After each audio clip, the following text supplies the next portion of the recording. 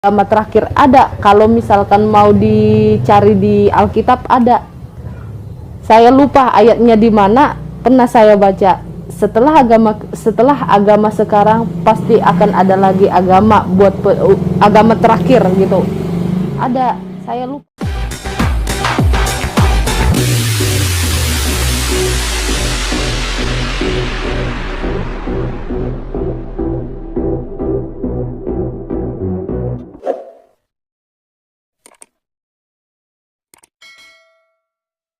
Salam teman-teman sekalian, berjumpa kembali dengan saya Arif Gule di channel TV Laskar Kristus ini. Ini channel kita bersama, jangan lupa dukung dengan cara subscribe, like, dan komen, serta share video-video pada channel ini. Teman-teman sekalian, saat ini saya akan bagikan buat kita mengenai seorang mu'alaf yang ngarang bebas ya. Katanya tadi dicuplikan bahwa ada agama terakhir dituliskan dalam Alkitab, yaitu yang dimaksudkannya adalah agama Islam ya. Jadi setelah agama Kristen ada agama Islam, dan itu jelas ditulis di dalam Alkitab katanya. Benarkah demikian teman-teman sekalian? Mari kita mendengarkan kesaksian daripada mu'alaf ini yang sedang berbohong ya di depan kamera. Berikut videonya. 2017 bulan 6 saya buka-buka YouTube. Saya ngebeda-bedain sendiri sih ya, membedakan agama Kristen sama agama Muslim. Mulai dari yang paling kecil Nabi Isa deh, Nabi Isa. Kalau di Kristen itu Yesus Kristus. Di Kristen Yesus Kristus itu benar-benar dijunjung tinggi. Namanya juga anak Tuhan ya. Padahal kalau di agama Islam Nabi Isa tetap Nabi Isa, nggak ada yang namanya anak Tuhan, nggak ada yang namanya itu tangan kanan Tuhan, tangan kanan Allah, nggak ada. Nah pas terakhir saya searching tuh ya, kenapa agama Kristen itu selalu punya tujuan yang berbeda-beda. Kenapa agama Kristen itu nggak pernah satu tujuan gitu. Nggak ada penjelasan, nggak ada kutipan yang menjelaskan itu. Sedangkan pas saya searching di agama Muslim, agama Muslim itu benar-benar merangkum semua ya. Pertanyaan-pertanyaan saya pun tiap di searching ada aja jawabannya. Searching lagi, saya belum tahu apa itu namanya hadis ya, belum tahu itu hadis itu apa sih gitu ya.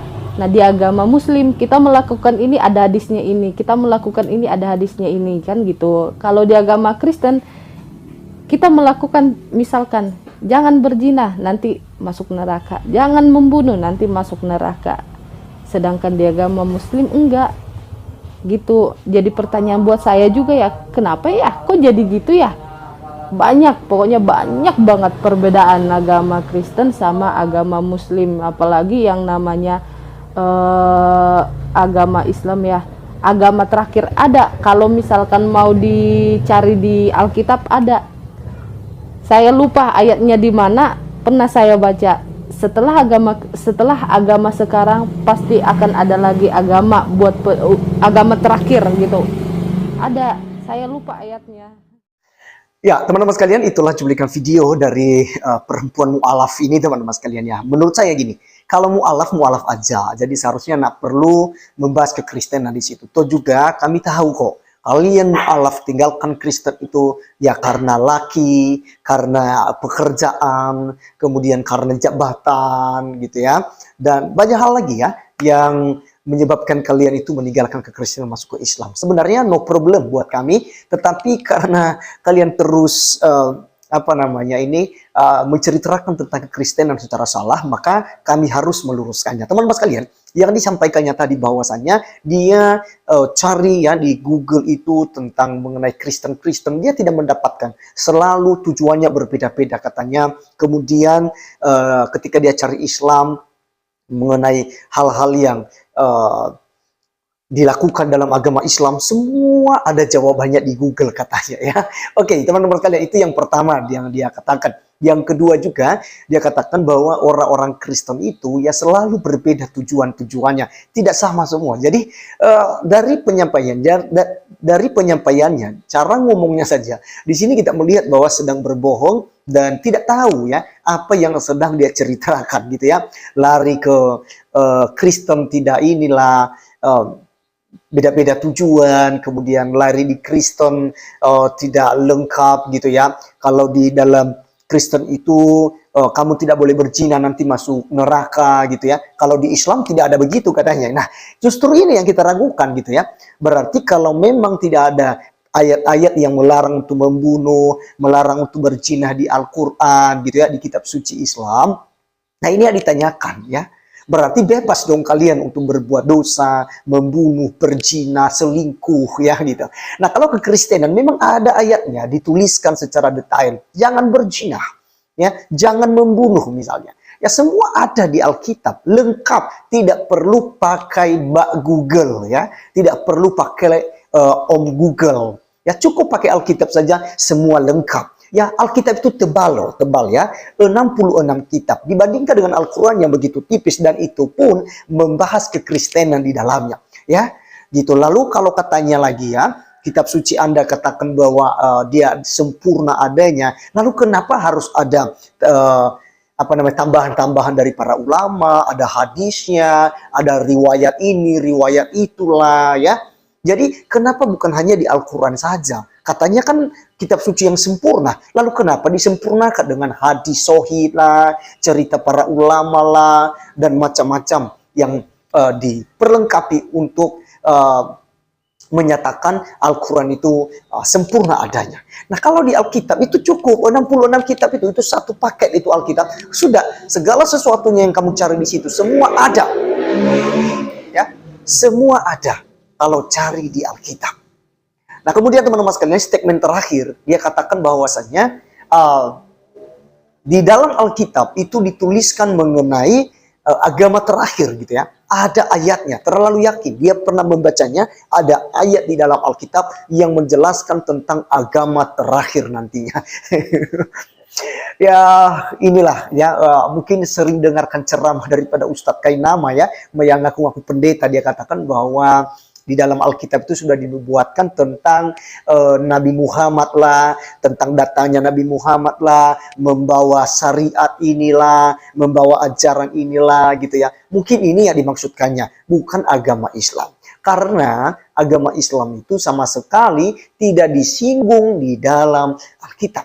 Ya, agama Islam mengenai Muhammad, mengenai hadis-hadis kalian pun itu tidak dibahas di Alkitab. Itu sebabnya kalau orang-orang Kristen khutbah atau ceramah di gereja tidak pernah menyinggung Al-Quran, tidak pernah mengganggu Islam. Karena kita beda jauh kok. Yang nggak ada urusan kami dengan kalian. Justru kalian yang selalu berurusan dengan Alkitab. Kalian terus menjelekkan Alkitab, terus menyerang Alkitab, menyerang ketuhanannya orang Kristen gitu ya. Kalian yang kepo. Kalian justru tidak belajar dari ayat kitab suci kalian yang kalian agungkan. Yang berkata agamamu, agamamu, agamaku, agamaku. Justru kalian semakin hari semakin mengganggu tentang kekristenan. Ya, nah teman-teman sekalian, yang paling terakhir yang saya komentari dari dia. Tadi katanya kalau dicari di Al-Quran itu semua ada gitu ya.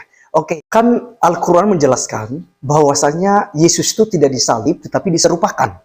Ya, diserupakan. Nah sekarang kalau memang Anda berkata di Al-Quran itu lengkap segala sesuatunya yang kamu cari, kamu dapatkan. Sekarang saya mau suruh Anda dan kalian bisa membalas video ini. Ya, di mana ya riwayatnya orang yang diserupakan itu, dia dari golongan mana, dia suku apa, dia keturunan dari mana, kemudian siapa namanya, ya, dan dia tinggal di mana, gitu. Kalian jelaskan, karena selama ini kan kalian tuduhkan, ya, Isa tidak disalib, tidak mati disalib, tetapi diserupakan. Nah sekarang siapa yang diserupakan dengan Isa? Cari di Al-Quran, atau di hadis-hadis kalian, atau cerita-cerita para mu'alaf kalian, yang boleh memberikan penjelasan mengenai penyaliban daripada Tuhan Yesus Kristus ini. Ya, Nah, teman-teman, yang paling terakhir sekali yang saya jawab, dia katakan tadi itu, ya di dalam Kristen itu kan mereka katakan bahwa Yesus Kristus adalah Tuhan. Sementara di Islam ya Nabi Isa. Ya namanya juga anak Tuhan katanya. Ya, masa Tuhan punya anak gitu ya. Teman-teman sekalian, inilah kekeliruan daripada agama Islam. Selalu mereka katakan bahwa Kristen itu percaya dengan Allah yang punya anak. Berarti Allah beranak. Ya Allah beranak katanya. Mereka bantah itu. Padahal teman-teman, mereka tidak tahu bahwa itu hanya sebenarnya ungkapan ataupun kiasan yang menunjukkan tentang pribadi Allah.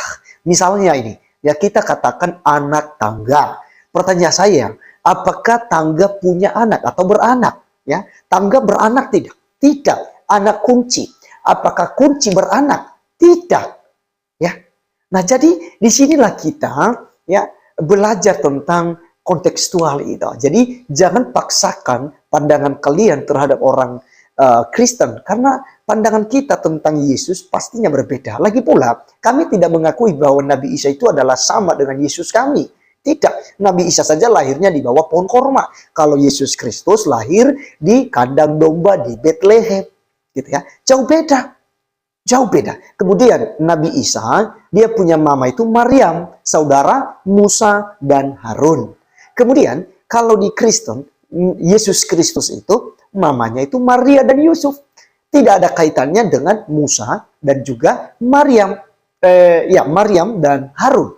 Gitu. Ya, jadi ini kita sudah berbeda, maka uruslah agamamu, kami juga pun urus agama kami. Supaya Indonesia ini tetap aman. Jangan ada kandron-kandron. Terima kasih teman-teman sekalian. Saya Arif Gula undur diri. Sampai ketemu di video saya selanjutnya. Tuhan Yesus memberkati. Salam.